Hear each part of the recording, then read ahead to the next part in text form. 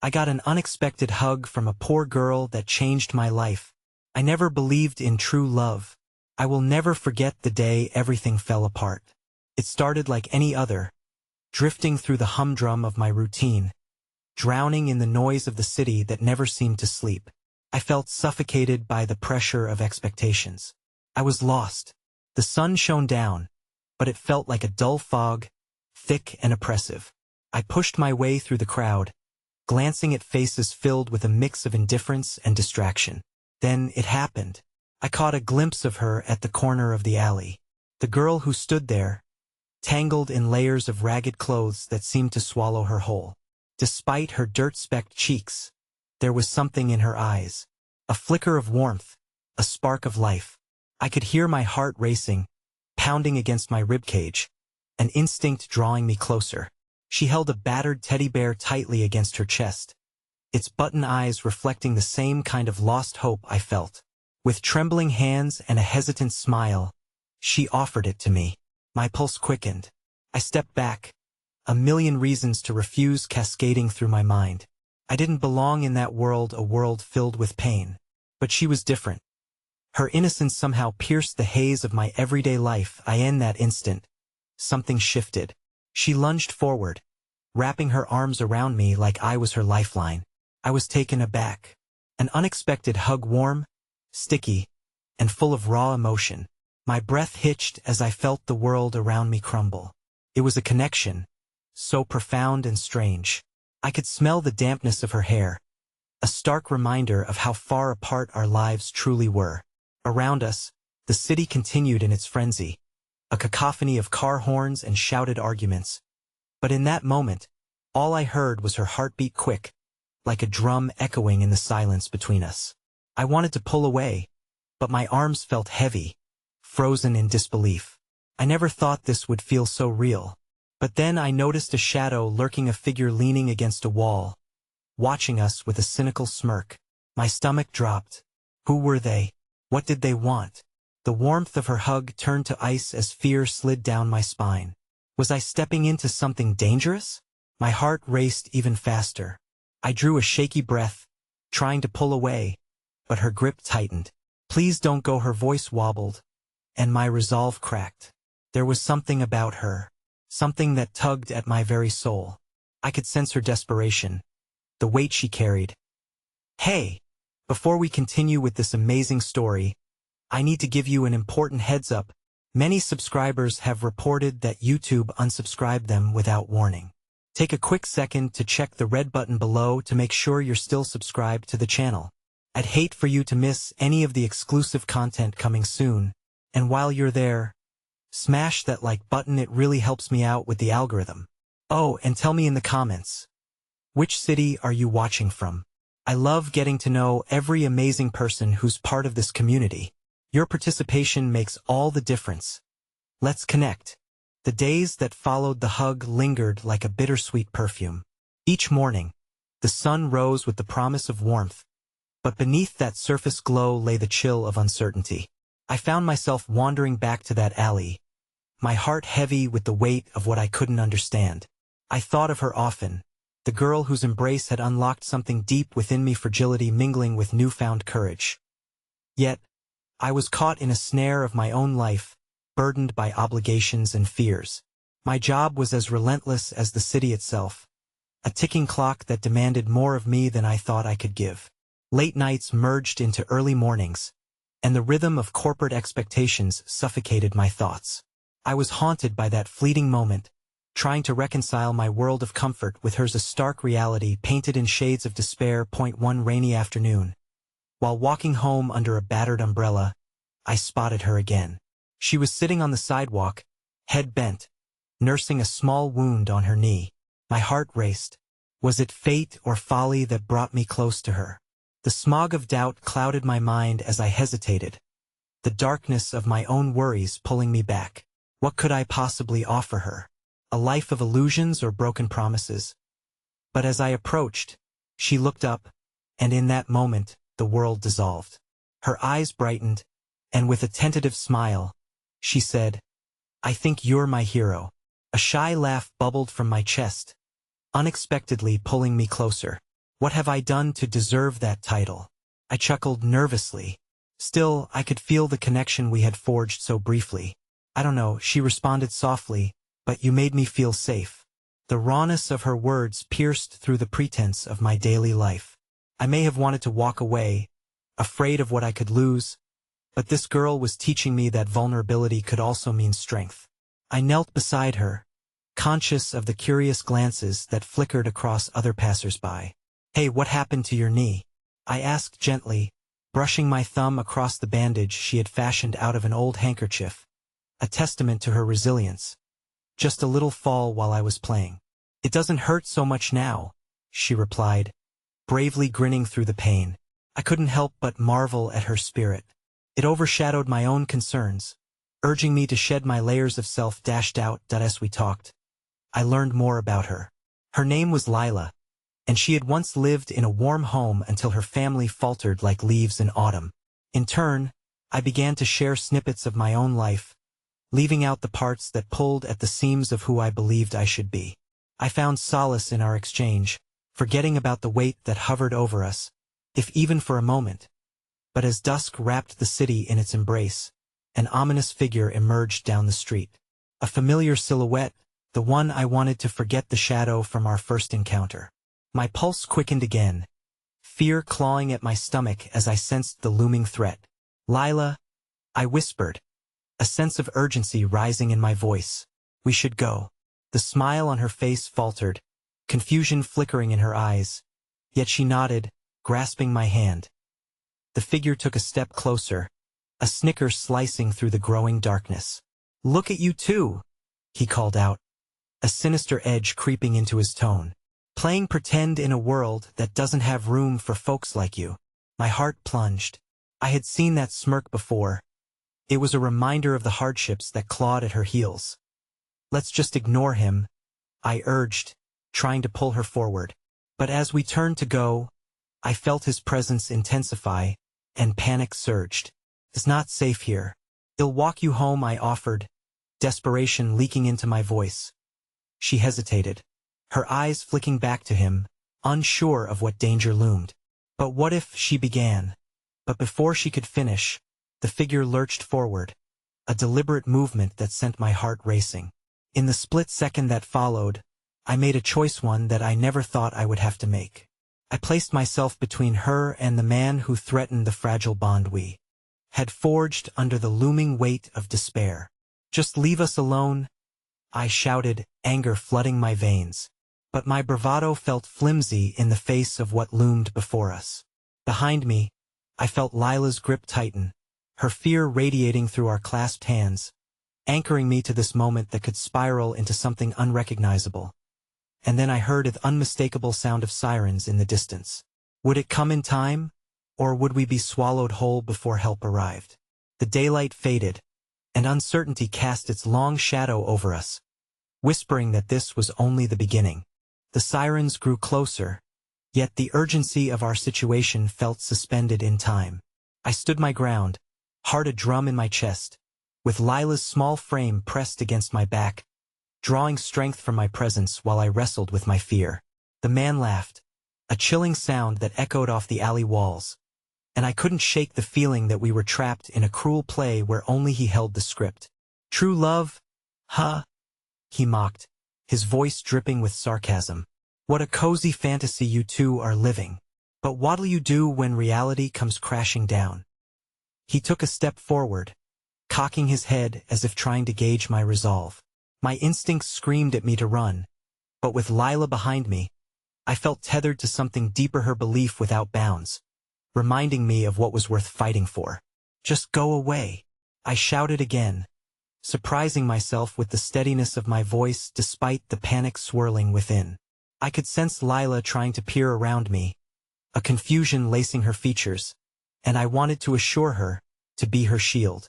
But the figure loomed larger than life, the embodiment of my fears, and it felt like the dark tendrils of the city's uncertainties threatened to envelop us both. The sirens neared, but they seemed agonizingly distant, teasing us with the promise of safety yet keeping it just out of reach. As he stepped closer, I drew a breath, ready for a confrontation that felt imminent. Just then, Lila squeezed my hand, a small act that ignited something fierce inside me. This child, so brave amid adversity, became my lighthouse, guiding me through the storm threatening to consume us. "Why are you doing this?" she spoke suddenly, her voice thin but resolute. "We didn't do anything wrong." Her words hung in the air like an unexpected burst of courage, defying the fear that had locked me in place for too long. "Oh, sweetheart," he crooned, the mockery palpable. "That's where you're wrong. The world has no room for the likes of you." The coldness in his gaze made me shiver. I wanted to reassure her. I wanted to summon the strength to protect both of us. "It's okay," I began to say, but the words caught in my throat as I realized how egregious it was to define okay in moments such as these. Just then, the figure lunged, an instinctive dart toward us as he reached out a hand. I shoved Lila back, my body, fueled by adrenaline, thwarting any intent he had to reach her. That singular movement felt heavy, echoing my decision to step into danger for someone else, a choice drenched in hope, yet heavy with uncertainty. Before contact could be made, the sound of tires screeching split the air, and headlights flooded the alley. Shadows scurried as I caught a glimpse of police officers rushing forward, weapons drawn. Relief mingled with dread, reminding me how thin the line between safety and calamity truly was. The man cursed under his breath but quickly retreated, slipping into the dark recesses of the alley, leaving the tension vibrating like a taut string between us.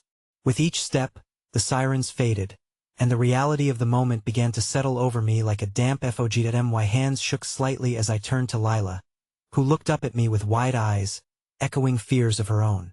"Are you okay?" I asked, concern cracking my voice. It was then I realized how much I wished for her safety, to ensconce her from the world outside. "I think so," she whispered, her small voice frail yet whole, despite the chaos that had just erupted around us. "You stood up for me, you were so brave." Something about her words wrapped around me like an embrace, warm yet unsettling, urging me to confront the implications of my actions. Before I could respond, an officer stepped forward, approaching us with a gentleness that belied the previous terror. "Hey there, you two all right?" He checked us over, passing a glance to the darkness where danger had just dwelled. Behind him, more officers began searching the alley. "Yeah," I stammered, "we're fine. Just something happened." The situation felt surreal, the siren's wail now almost ghostly as I stepped back, putting distance between Lilith's innocence and the turmoil that lay waiting in the shadows. "We should get you both inside," the officer said, his tone shifting from authoritative to compassionate. "This area isn't safe, and it's best to be somewhere secure." So I looked down at Lila, recalling the warmth of her hug and the strength that radiated from such a simple gesture. I felt a weight sink into my chest. Would she want to go back to where it was warm with family or friends? Or had she become isolated, like so many lost souls in a city that couldn't spare a glance? The haunting questions dug at my heart as I realized I hadn't just left a piece of myself with her. I'd also taken a part of her journey into my own fragile existence. "We can't just leave her," I said, my voice trembling with the care I felt. "She can't go back there." The fear once again clawed at me, intertwining with an urgent need to protect the bond we had begun to stitch together in just a few fleeting moments. Lila glanced up at me, her eyes searching mine, and in that instant, the officer's kindness held a stark contrast to the darkness that loomed beyond him. "Please," I continued, desperation tinging my plea, "let her stay here with us." As the words tumbled out, a swell of hope and instinct crashed within my. I was unprepared for the uncertainty that hovered just beyond that turn of events. Life was unrelenting, and I could feel the air shift, a sudden gust of reality that would either bind us together or pull us apart. As I realized, I was not only willing to fight for her safety but was beginning to understand that perhaps the most profound connections can emerge from the most unexpected circumstances. The officers exchanged glances, deliberated silently as they processed my appeal. Just as a decision began to form, my phone buzzed violently in my pocket, a stark reminder of the life I had left waiting, pressing down on me once more, with claustrophobic urgency. I glanced back at Lila, her eyes filled with uncertain questions. Beneath her bravery lingered the shadow of vulnerability, and in that instant, I understood I was standing on the precipice of an unfamiliar choice that would ripple far beyond this moment that I reached for her hand, ready to embrace both hope and fear, when my phone buzzed again. The screen flashed a name that sent a chill through my veins. As I read the incoming message, dread filled me anew. We need to talk. Now that I end that moment, reality cracked, and I knew we weren't just facing the unknown lurking in the alley. It was a deeper, more dangerous truth waiting to unveil itself, a revelation that would shatter not just my perception, but the fragile bond one had dared to weave with Lila. The chaos of the alley began to fade behind us, yet an unsettling burden clung to my heart like a heavy fog. I clutched Lila's hand tighter, the warmth of her small fingers grounding me amid the whirlwind of sirens and uncertainty. The officer, standing stoically nearby, offered a reassuring smile, but it felt like the calm before a storm. Deep down, I understood that the danger wasn't over. The shadows had merely retreated for now as we walked toward a small squad car. I glanced around, absorbing the world ID tried to shield Lila from. The presence of the officers brought a flicker of safety, but the reminders of the city's harsh reality lurked on every corner. I could see how this environment had worn down countless souls. I could feel the weight of despair seeping through cracks in the pavement, the air thick with unvoiced fears. Are we going to a safe place? Lila turned her gaze to me, eyes wide, innocent yet burdened by unspoken questions. I swallowed hard, wanting to promise her the world, wanting to assure her that safety was more than just a figment of hope. Yes, I replied, attempting to lift the tension weaving between us like a fragile thread. We're going to a place where you can be okay. My voice wavered slightly, the honesty of my words diving into uncharted waters. I wanted my protective instinct for her not to be an empty promise. I took a deep breath, letting go of the dread that was coiling tighter around my chest. If hope was a flickering candle, I had to keep it alive for both of us. Do you have a home? Lila asked abruptly as we neared the car. Her voice was small, and the question cut deeper than I expected. My soul ached with the realization of just how much I wanted to protect her from the truth. The officer opened the door to the back seat, motioning for us to get in. Let's get you both safe first, he said gently, his voice a lifeline amid rising waves of uncertainty. I hesitated, caught off guard by the weight of Lila's gaze searching mine for an answer. I do, but it's complicated, I muttered, feeling foolishly exposed. How could I explain my life, so tangled with regrets, when all I wanted was to offer her a sense of belonging? The honesty of my admission made my chest a stark contrast to Lila's hopeful demeanor as we settled into the back seat. I couldn't shake the feeling that something was breaking within me. Lila shifted close, her tiny shoulder pressing against mine. Will you stay with me? She asked quietly, the gravity of her request echoing through the sterile air of the vehicle. Always, I replied instinctively, though the word felt like a promise I might never keep. In the moments that followed, the world outside whizzed by, but my mind raced with thoughts. A family, a security I couldn't provide, and the ghost of a future I feared to imagine. I felt like a ship caught in a storm, careening toward an unknown destination. After what felt like an eternity, we arrived at a small community center that seemed like a refuge amid the urban chaos. I saw families entering and exiting, people sharing laughter, and the sweet scent of baked goods wafting through the air, offering a semblance of warmth. Yet, within me, a storm continued to brew. The officer escorted us inside, guiding us to a waiting area filled with people. Some were weary, others hopeful, and yet all shared a sense of community that sparked a flicker of warmth within me. As we settled into a corner, Lila nudged my shoulder. Look, she exclaimed, pointing at a woman kneeling in front of a younger child at a nearby table, sharing a moment of kindness. The tenderness on the woman's face was infectious, and I couldn't help but feel a small surge of hope. Would there be a space for Lila and me here? Could we find solace amid so many stories intertwined?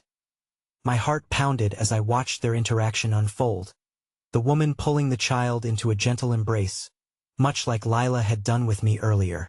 It felt pivotal, a reminder of what we could find if we dared to forge connections amid turmoil. Why do you think they're so happy? Lila asked, After a moment, breaking through my reverie. Because they have each other, I replied softly, glancing down at her. Her eyes sparkled with curiosity, absorbing the moment like the rarest treasure. Do you think we could be like that too? She asked, her voice barely above a whisper. Fraught with the innocence of children who long for safety, I hesitated, the weight of her question crashing over me. Could we really? Amidst uncertainty, could we build trust that transcended the remnants of fear?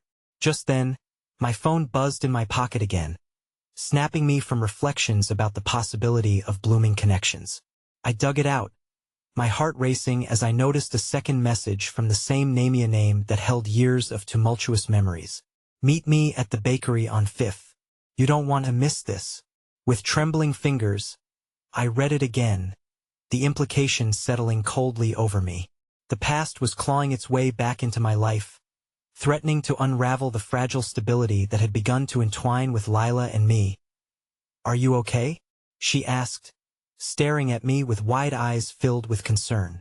I met her gaze, attempting to mask the storm brewing within me, but I could feel the walls tightening, the tension knotting in my chest, swirling around the new hope I was just starting to feel that I am fine.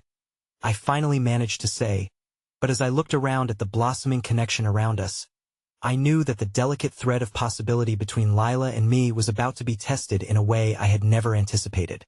How could I navigate this unraveling path without endangering everything I had begun to hold dear, without giving way to the past that sought to drag me back into the shadows? Tears pricked the corners of my eyes, mingling with a new type of fear, the kind that grips your heart when you realize that sometimes the hardest battles we face aren't against the world outside, but against the world within. The unknown loomed large, its grip tightening as I clutched Lila's hand. Whatever decision I made could change the course of our lives forever, and I was left with the echo of uncertainty reverberating within me, holding my heart captive in a way I could hardly comprehend.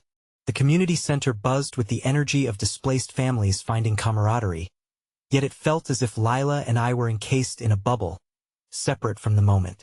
She hummed a soft tune, her innocence a gentle balm to the turmoil brewing inside me. But with every new sound, the laughter, the chatter, the shuffling of feet, the weight of my phone's notification felt heavier against my chest. Can we go check out the snacks? Lila perked up, her attention diverted momentarily from my internal struggle. I nodded, pushing aside my concerns, determined to shield her from the darkness threatening to creep in. We wandered to the table laden with an array of treats, cookies, muffins, and a rainbow of fruits. Lila's eyes lit up as she reached for a cookie, her small fingers wrapping around it with an excitement that reminded me of the sweetness of childhood, something I feared she wouldn't get to fully experience. Can we have some more? She asked, her mouth already half full, a crumb falling from her lips and landing on her cheek. I couldn't help but smile at her glee. Of course, as much as you want, I replied, my heart warming at her delight. This simple moment felt like a lifeline, a reminder that joy existed even in the shadows. But my phone buzzed again, slicing through my brief reprieve. Why don't you sit here and it'll get us more? I suggested, stepping away for a few moments to gather my thoughts, looking for some semblance of normalcy. As I walked toward the snack table, I caught a glimpse of a group gathered around a worn couch, an older man animatedly recounting a story, and laughter bubbling up from the crowd like a wave. And yet, at the corner of the room, I spotted her, the woman from earlier who had embraced the child. She was kneeling now, positioning herself at eye level with a small boy who had a cloud of dark curls. Their interaction seemed so genuine, and for a moment, I felt a pang of envy. I wanted to be part of that warmth, to feel accepted, connected. Excuse me? I heard a voice behind me, cracking through my reverie. I turned to find a woman with a kind smile, holding a plate of freshly baked cookies. I noticed you both earlier. It's nice to see new faces.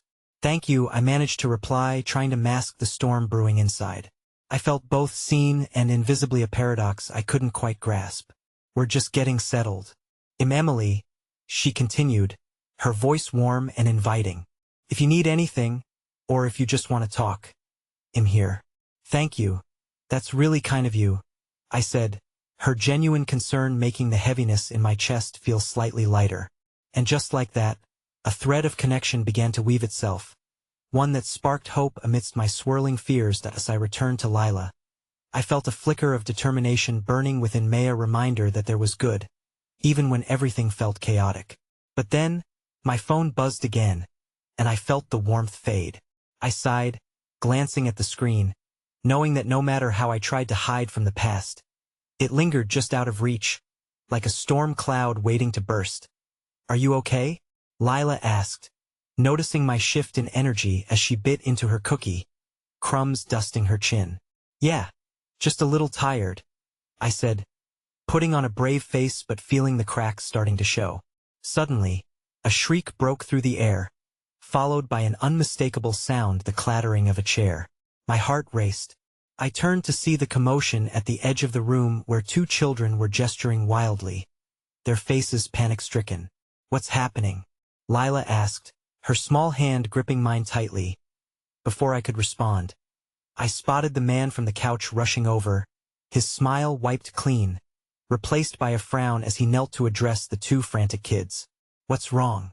he asked gently, his voice steady. "They're gone," shouted one of the children, pointing frantically toward the entrance. "They left. All of them." My heart dropped. My world felt like it was tilting again. The calm I had tried so hard to embrace shattered by an unseen panic. "Who's gone?" I asked, voice tense, as a ripple of whispers spread through the crowd. "Some of the families that just arrived," Emily murmured, stepping closer. "They were gathered outside, talking. It looked like they were waiting for someone. But now they just disappeared?" I finished for her, dread settling in my stomach like a stone. The tension in the room thickened, the gregarious atmosphere darkening as if the shadows were inching closer. I turned towards Lila, who had gone unusually quiet, her eyes wide with confusion. "What's happening?" she whispered, her voice trembling slightly. "That I don't know, baby. But he'll find out," I assured her, the instinct to protect her overriding my own fears. I needed to resolve the uncertainty knocking on our door, to ensure that we weren't left in the shadows alone. And just as I began to rise, my phone's screen lit up again, the dreaded name flashing before my eyes. "One last chance. Don't make me come to you." Panic surged through me, sharp and jarring. I could feel the weight of my past pulling me towards a choice I was terrified to make. A choice that could endanger not just me but Lila, too. "Stay right here," I told her firmly, tension pooling in my chest. Her face mirrored my own apprehension, but I couldn't afford to show weakness. I couldn't risk losing her, the fragile bond we were forging. As I stepped away from Lila, determination coursing through my veins, I had no idea that the truth lurking in the shadows would soon rear its head, reshaping everything in its wake. In this moment of uncertainty, one fragment of thought echoed loudly in my mind: some storms are inevitable, but what lies beyond them might just change the fabric of our very existence. As I stepped further away from Lila, the once comforting noise of laughter and chatter dwindled into a hollow echo in my ears. My body moved on autopilot, driven by anxiety and the urgent need for answers. The atmosphere in the community center felt thick, weighed down by an energy I couldn't quite place but felt resonate within me. I could hardly focus on the faces around me. Each one seemed consumed by their own fears and uncertainties. "Do you know anything more about what happened?" I asked Emily, who had followed me as I moved toward the exit.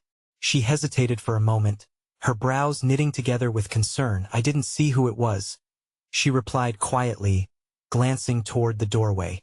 "I thought they might just be outside for a bit, but then they just vanished." "Vanished?" I echoed. The word held an ominous weight, as if it was pulling me into darkness I couldn't navigate. "Maybe they went to look for help?" she suggested, though even she didn't sound convinced. Taking a deep breath, I stepped outside into the twilight, the fading lights starkly contrasting with the buzzing warmth of the community center behind me. I hadn't fully appreciated just how unsettling the nighttime air could be.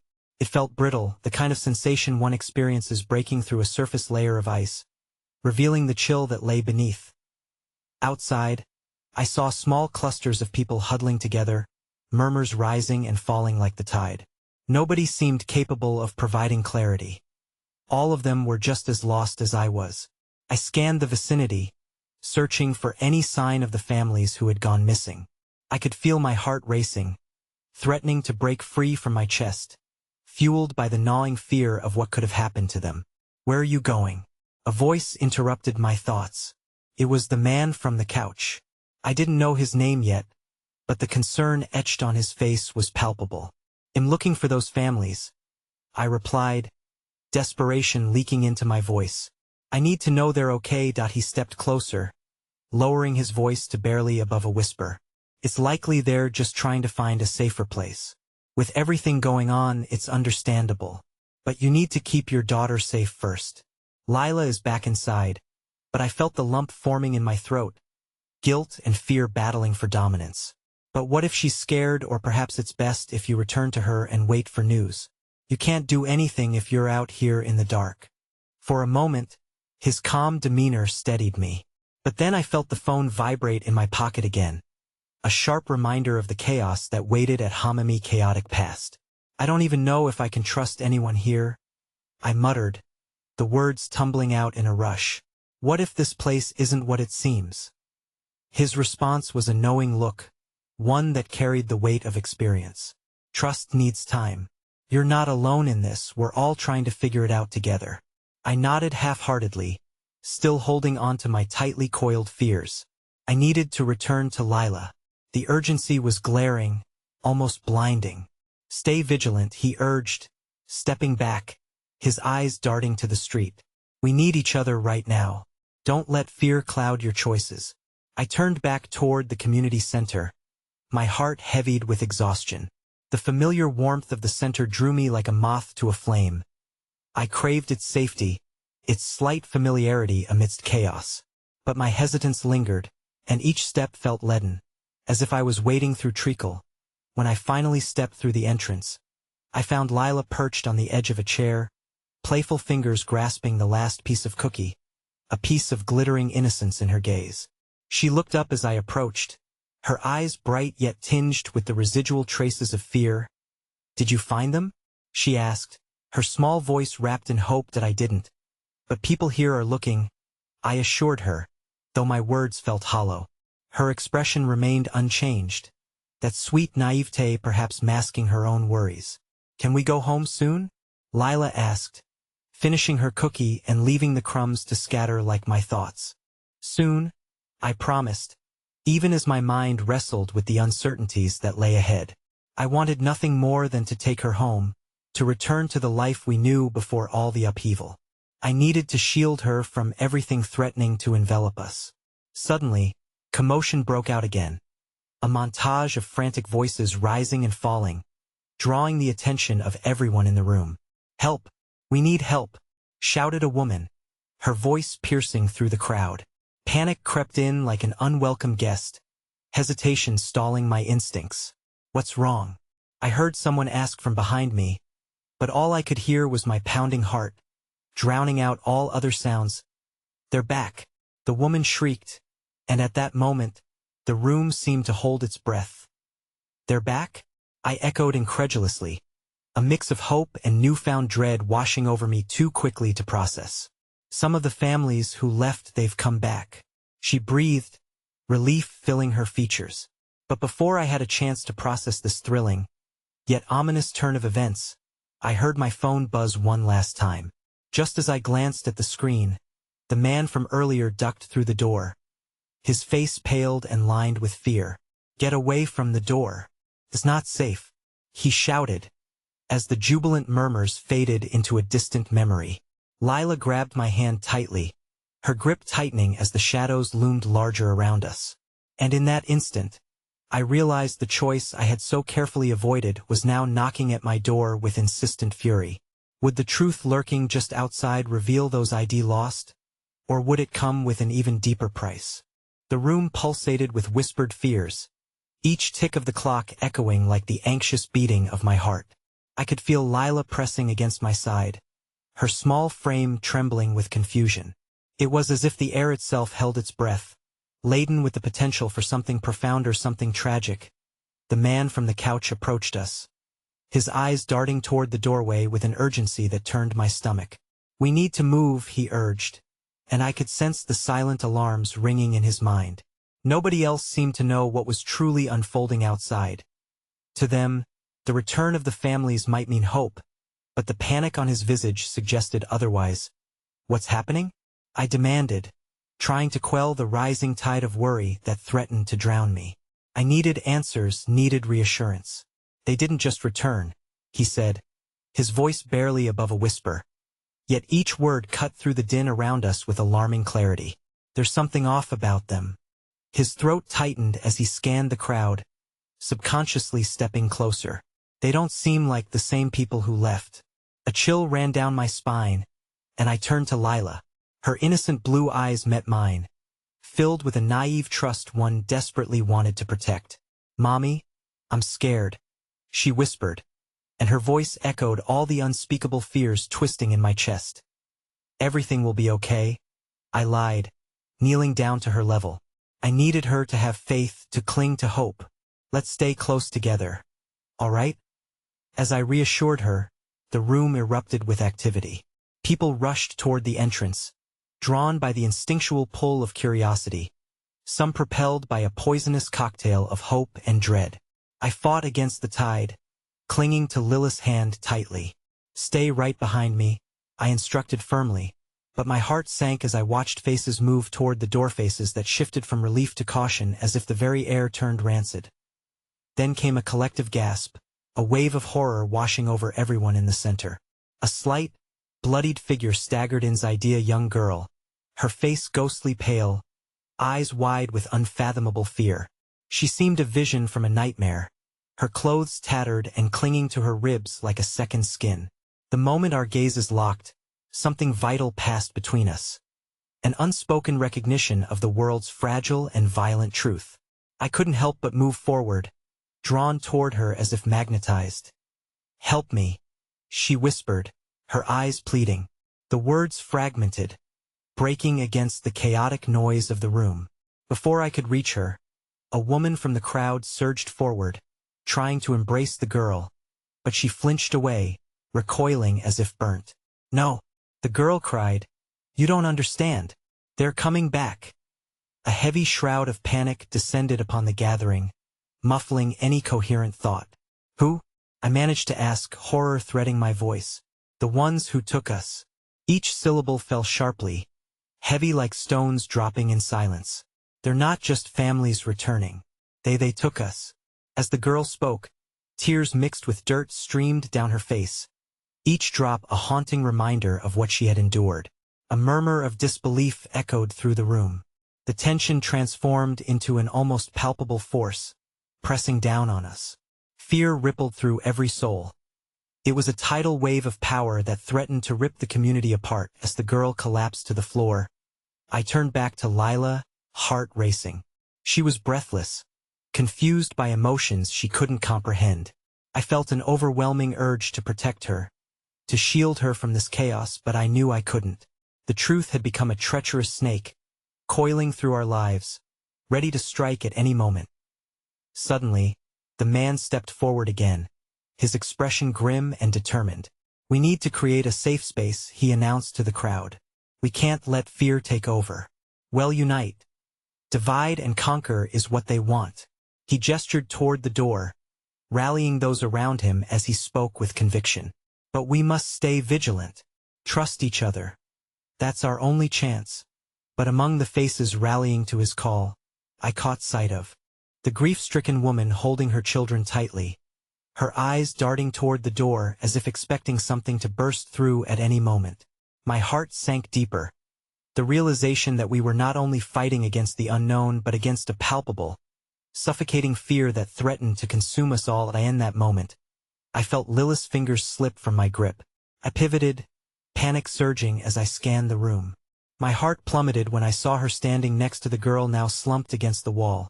The two of them staring at one another, an unexpected bond of understanding forged in the fires of shared terror. "Mommy," Lila said softly, her innocent heart beckoning. "She needs a hug." Before I could reach them, the girl smiled faintly, a flicker of warmth in the midst of a storm. "It's okay," she murmured, "I'm all right." But the tremor in her voice betrayed her lie, the very edges of her fear cutting through the facade she tried to hold. Just as Lila stepped forward, drawn by the need to offer kindness in a world steeped in darkness, a loud crash echoed from outside.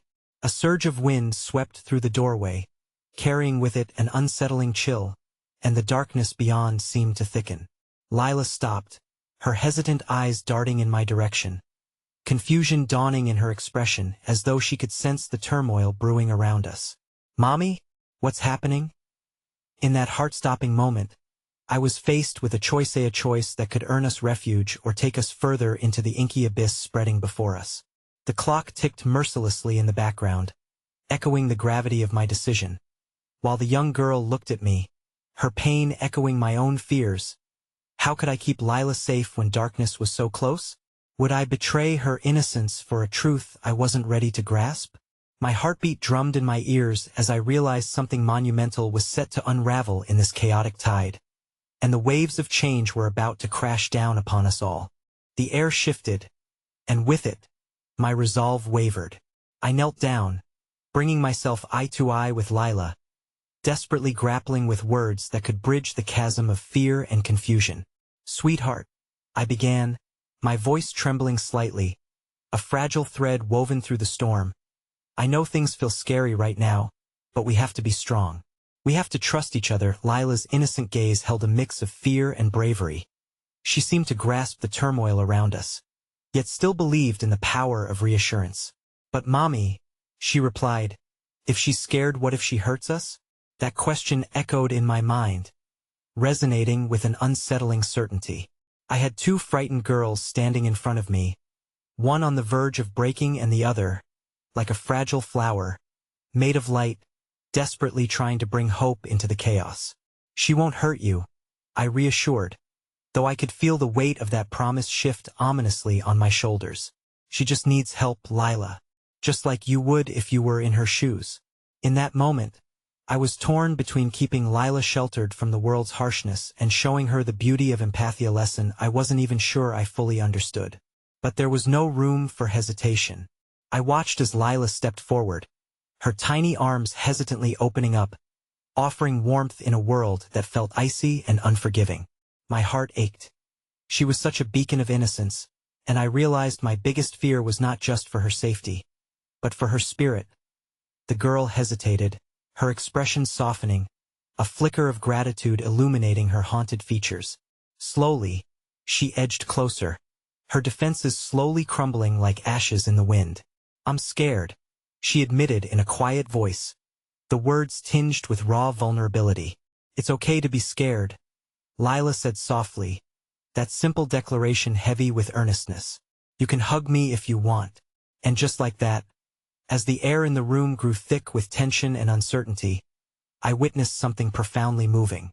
The two girls embraced, Lilith's warmth enveloping the girl, as though she was a lighthouse illuminating the darkness. A soft whimper escaped the older girl's lips, and my heart shattered anew.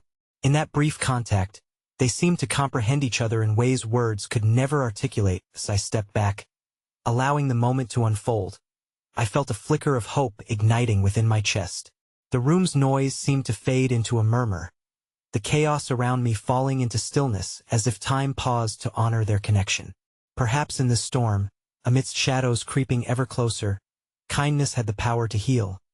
But just as I allowed myself a semblance of hope, the door swung wide open, unleashing a suffocating rush of wind that bore an ominous chill, erasing moments of softness with its fierce presence. A figure stood silhouetted against the threshold, blocking the meager flickering lights from within. My heart sank again, jagged edges gripping my insides when I saw who it was. The man from the couch stood there. Yet he looked drastically different, the unease etched in his face transformed into something darker. He had lost the aura of determination, replaced by a weariness that indicated he carried secrets far more haunting than I had believed possible. "That we have to go," he urged, his tone now tinged with an acute desperation that made the air around us tremble. "They're here. They're coming back." At that moment, a rumble echoed beyond the door, a sound vibrating through the floorboards that made the floor tremble beneath me. My instincts screamed to protect Lila, to grasp her hand and shield her from whatever malevolence hovered just beyond our fragile sanctuary. "No, Mommy." Lila squeezed the girl's shoulders, tightening her grip. "We can't leave her. She needs us." The plea ricocheted off the walls of my mind, both despair and strength intermingling in my veins. Would saving the girl mean endangering my own? Paradoxically, wasn't standing together with Lila a form of love that transcended fear? Every choice now felt like a leap into the abyss, a choice between survival and compassion. But, just then, the unexpected happened. The girl pulled Lila closer and whispered fiercely, "I can help you. There's a place away from the darkness. A safe place." At that moment, she became more than just a victim of circumstance. She was a beacon of hope, her words igniting a hunger for something better, something pure beyond the surrounding chaos. Suddenly, the door creaked wider, and a glimpse of pale, familiar faces peeked inside faces that trembled with an unsettling familiarity, caught in the despair of re-entry. I felt the world around me close in, suffocating and relentless as dread engulfed every sensibility I had ever learned. As more figures appeared, shrouded in shadows, each bearing the weight of those they had left behind, I realized something crucial. We weren't merely battling the monsters outside. We were wrestling with the very fabric of our humanity and compassion. And the choices I was about to make could either tether us to safety or plunge us into deeper darkness. "Trust me," the girl shouted suddenly, her voice fierce as a whirlwind, breaking through the chaos. "You have to believe us. This is our only chance." With my heart pounding in my chest and vulnerability cracking my courage apart, I had a decision to make, one that twisted my gut into knots. Could I trust her? Would I follow her toward the enveloping darkness or stand frozen in place, paralyzed by indecision? The breath of the moment lingered, heavy like the pendulum of a clock suspended in time, before everything shattered in an unexpected instant. The door swung wider, and I was confronted with the faces of the familiar strangers' families now transformed into something otherworldly, forcing their way through the threshold, bringing with them the lurking shadows of what stood behind them, and with them, secrets I never wished to know. My heart raced, a cacophony of choices crashing through thoughts and emotions, as the weight of the moments pressed around us. I felt the fragile bond of hope crumbling in the face of palpable terror. And as Lila clung tightly to the girl, our eyes met through the chaos, fraught with uncertainty and the echoes of a deeper truth that was just beginning to unravel. The very idea that perhaps the love we believed would save us might also be what led us into the darkest of nights.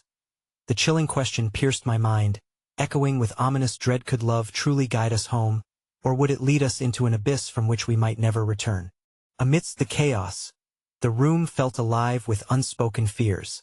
The shadows expanded, dark fingers stretching out from the doorway, beckoning us into a realm I had only dared whisper of in the quiet confines of my mind. I pulled Lila closer, fighting the instinct to retreat further into the safety of our sanctuary. Yet there was a palpable force drawing us toward the figures creeping hesitantly inside. "Listen," the girl pleaded, her voice a raw thread in the maelstrom. "You need to trust us. They're not like us. They'll take everything from you." The man who had once offered assurance now stood paralyzed by doubt, his eyes flitting between the fading glimmer of hope and the encroaching void. I could feel the tremors of conflict vibrating off him, the heavy air coiling around our intentions like a serpent. "We can't leave. We need to find shelter." Behind him, the silhouettes took form, faces twisted with anguish and longing, each step they took echoing with desperation. And then I felt it, a tremor beneath my feet, not just of the floor but of the very core of everything I had known. Could we really rely on the bewildered girl and her vague promise of safety, or were we merely chaining ourselves to deeper despair? "Mommy," Lila whispered, her innocent voice punctuating my turmoil, "what if they just want to help us?" My heart twisted painfully as I searched Lilith's eyes, the flickering trust within them seemingly unbreakable. Yet it ignited a quiet storm of protectiveness within my chest. In her simple belief lay the belief that darkness could be chased away with kindness. It made me question everything I thought I understood. "Then let's hear them out," I found myself saying, almost instinctively, guided by Lilith's unwavering faith. I did not know where we'd end up if we followed this path, but something about the plea resonated a glint of sincerity amidst the chaos. "Thank you," the girl whispered. Her eyes shimmering with an emotion I recognized. The weight of loneliness merged with hope. As she took a step forward, I felt an unanticipated flash of connection, a blossoming kinship among the frightened souls. Just as uncertainty gripped my heart, there remained a flicker of human spirit defiant against the darkness. The murmurs from beyond the door turned into an avant-garde symphony of pleas and cries, swelling urgently as a new, hulking silhouette pushed its way into view. A woman, older and wearing the remnants of a once vibrant life, now severed from its joy, stepped into the light. Her eyes roamed, searching for what I could only perceive as belonging. "Help, please," she murmured, her voice cracking under the weight of grief. With trepidation, I stepped toward her, compelled by a strange feeling that ran deeper than mere compassion. "What happened? Who did this to you?" The words slipped from my lips, vulnerable and tender, resonating with the shared understanding of loss. "The darkness it hungers," she choked out, "and it knows where you are." I felt the grip of panic tighten around me. The reality of our situation sharpened into painful clarity. This wasn't simply an exodus. We faced something far more visceral, a growing hunger that promised to devour us whole. But even as dread threatened to break me, the unexpected warmth of a tender moment drew me back. Lila had let go of my hand, standing resolutely beside the frightened girl, their fingers entwined like woven strands of hope in a tapestry of despair. That innocent bond shimmered against the backdrop of confusion and anguish. "They're not monsters," Lila declared, her small voice fierce. "They're just lost like us." The air thickened with uncharted emotions, a cocktail of fear, courage, and the flicker of what love could forge. But just as I felt a timid spark of unity, a shudder rippled through the room. An explosion of sound thundered from behind the threshold, a reminder that our confrontation with the abyss was not merely symbolic. They were encroaching, a reality far too visceral to ignore. "We don't have time," the man shouted, breaking the fragile cocoon of hope surrounding us. "We have to leave now." I looked back at Lila and the girl. Their eyes were a mirror of my own fears, yet filled with unyielding resolve. Should we flee into the recesses of that darkness, grasping for the promise of some distant sanctuary, or remain rooted in this moment, allowing uncertainty to become our anchor? The throbbing in my chest quickened as I felt the pull of indecision tugging at me, my mind ablaze with questions. Was true bravery clinging to safety, or was it daring to pursue what we could build, what light we could create even at the edge of despair? Suddenly, as if the very air had thickened with resolve, the girl spoke again. "I won't let them take you. Promise. Trust me." That simple promise laced with the scars of her own past settled within my heart. The rawness of trust forged in shared turmoil lingered in the air around us, coiling tightly around hearts bound by fear yet brightened by a flickering ember of hope. But before I could fathom the weight of my own choice, before I could answer her plea, the shadows swept toward us, an overwhelming tide threatening to extinguish everything we had dared to create. And in that paralyzing moment, the relentless truth descended upon mellow empathy, resilience. These were the precarious choices that seemed to intertwine with desperation, and placing faith in another uncertain heart could lead us to our greatest triumphs or our utter undoing. With a gasp of realization, I understood that survival was not just in escaping the darkness outside. It lay in the decisions we would face, in the hands we would choose to clasp, in the journey we could bravely undertake together, wherever it may lead. But just as our resolution firmed, the chaos erupted. The shadows leapt forward, our circumstances crashing down around us, and my heart leaped into my throat, echoing with one haunting question. Could we confront the abyss together, or would the darkness consume the fragile threads of hope we had dared to weave? The fears of the outside world mirrored the ones that dwelled deep within me, until they intertwined, twining around my heart, grabbing at my throat. Standing at the precipice of decision, I felt the weight of my choice pressing against my chest as I knelt, forcing myself to breathe. Lilith's innocent gaze, wide with trust, settled over me like a warm blanket, even amid the chaos that crept inward. "Mommy," her voice, soft yet unwavering, echoed in the balance of uncertainty that hung in the air. "What are we going to do?" The earnestness in her question was a sharp reminder of the responsibility that engulfed me. My heart thudded against my ribs in response, undermined by the gravity of the moment. I had come so far, had clawed through the dark to find this piece of light beside me, and I couldn't let the shadows steal it away. As I turned towards the girl, still trembling against the wall, I saw something profound. Behind the layers of fear lay a survivor, a fierce spirit, tender and wounded, who had been cast aside by a world that thrived on cruelty. In her pain and bravery stood a promise, a plea that reverberated through the very fabric of my soul. I had stepped into the storm. I owed it to her, to Lila, to myself to truly confront the darkness. With steely determination igniting every fiber of my being, I straightened, taking Lila's hand, bolstering her spirit. "We're not going to leave anyone behind," I declared, my voice resolute despite the tumult surging around us. "We will stand together. We will be stronger together." A flicker of comprehension crossed the girl's features, and she nodded, hope igniting in her eyes. It was a vow, an unspoken promise that we would face what lurked in the shadows as only an unbreakable bond weaving through the chaos. Just as the air thickened with anticipation, the dark figures advanced, their forms shifting fluidly, almost like fleeting wisps of ethereal pain. The room turned into a pressure cooker, filled with tension and fear. Yet amid that storm brewed clarity, filling my heart and burnishing the resolve etched within me. "Now," the man shouted, galvanizing us all into action. "We have to get to the back exit. It's our only chance." As adrenaline surged through my veins, my instincts kicked in. I wrapped my arms around Lila and the girl, ushering them forward with urgency. "Stay close," I whispered fiercely, opening my heart to the gravity of our strength together. "Follow my lead." In the chaos, a new aura enveloped me, a mixture of determination and hope burgeoning in the face of the approaching darkness. As we swiftly maneuvered past the silhouettes watching us with guarded gazes, I could feel the pulse of every heart, each beat a reminder that we shared vulnerabilities and strengths, that we were united in our fight against despair. The shadows hungered, inching closer as we hastened toward the exit, but I forged ahead, fueled by faith in this unconventional family I had begun to protect. The flickering lights behind us illuminated our path forward, each step resonating with the promise of clarity and strength, moments that would forge bonds capable of conquering the shadows. And just as we reached for the door, a hand shot forward, grasping my shoulder, our protector from the couch. "You're not alone in this," he shouted, urgency trembling in his voice. "Stick together. They'll hold them off." That I end that heartbeat.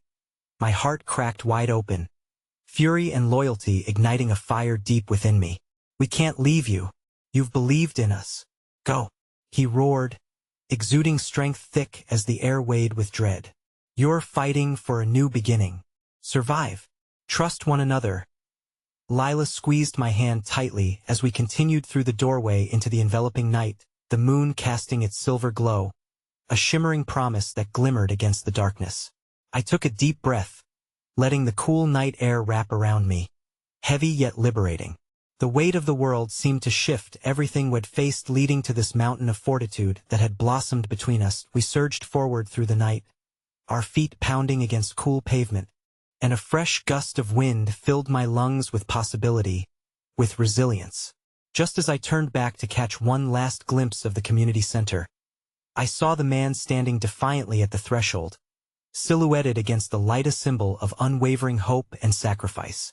In that moment, something monumental clicked, love and courage intertwining, stitched into the very fibers of our struggle. Our journey didn't end at that door. It began anew each time we chose to protect one another, each choice blooming beneath the vulnerable petals of empathy over the thorns of fear. The streets stretched out before us, empty and filled with infinite possibilities.